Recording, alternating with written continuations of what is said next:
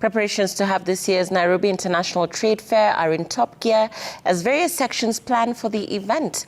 Workers at the crop section have already prepared a number of crops which will be on display once the agricultural show kicks off on the 25th of September this year. Denis Otieno caught up with the organizers and filed the following report. It is the high season once again on the Agricultural Society of Kenya calendar. At the Jamhuri Park Showgrounds in Nairobi, organizers are putting final touches on items to be showcased from the 25th of this month.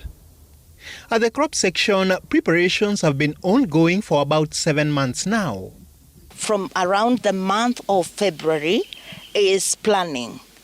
So I have to plan my planting schedule in such a way that by the time we get to 25th of September, most crops are at their peak because we want to showcase the best practices in crop production. Though the total acreage of land in this section is roughly 2 acres, there are a number of crops under cultivation. Here we have both cash crop and subsistence crops or food crops. I have coffee on this farm. I also have bananas. We are promoting it as a cash crop. Both food and cash crop, but basically cash crop because you can get quite a lot of money from the bananas. And then now I have food crops. We have maize. In Kenya, we have to just deal with maize because without maize, then we are food insecure in this country.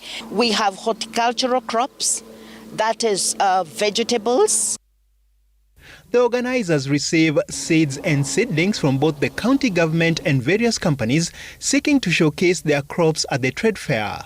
So each one of those crops has a maturity period. The ones that have a longer maturity period, we start with them early. There are crops that have like 3 months as a maturity period. So we do a lot of timing here. Organizers are keen to ensure the crops are subjected to the right conditions in order to achieve the desired results in terms of yields and quality. We want to tell the Kenyan farmer that it's still possible to grow maize and carry out good agricultural practices that will still give you a harvest. But the preparations are not devoid of challenges. Nzambuli laments the limited staff, limited funding, as well as inadequate water supply as some of the hurdles. After 7 months of hard work, the crops cultivated here will be ready for showcasing, not just to farmers, but also other key stakeholders, such as seed companies, agrochemical farms, processors, and citizens at large. This year's event will bring together over 350 local and international exhibitors. Denis Otieno, Citizen TV. Right, and women entrepreneurs have been challenged to form an association that will represent their interests in the logistics sector.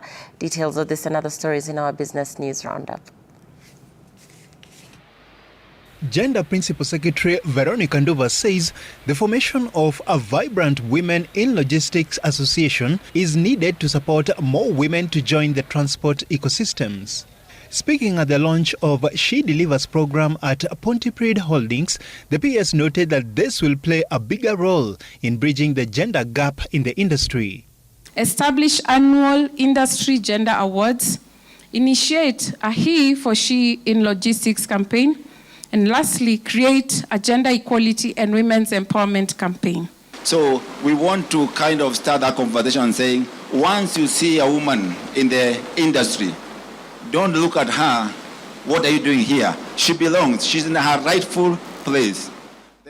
Elsewhere, Kaitano Kenya is now the official distributor of Renault trucks in Kenya. The partnership is premised on strengthening Kenya's heavy commercial vehicles industry and solidifying Renault Trucks' customer base in the region.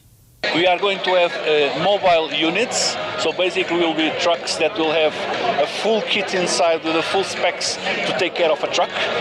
The first unit will arrive most likely still during this year.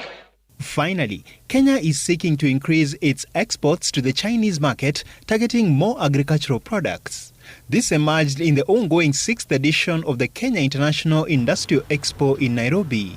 This year's expo is focusing on climate-smart industrialization and is an opportunity to continue marketing Kenya as an ideal investment destination for Chinese firms. Dennis Otieno, Citizen TV.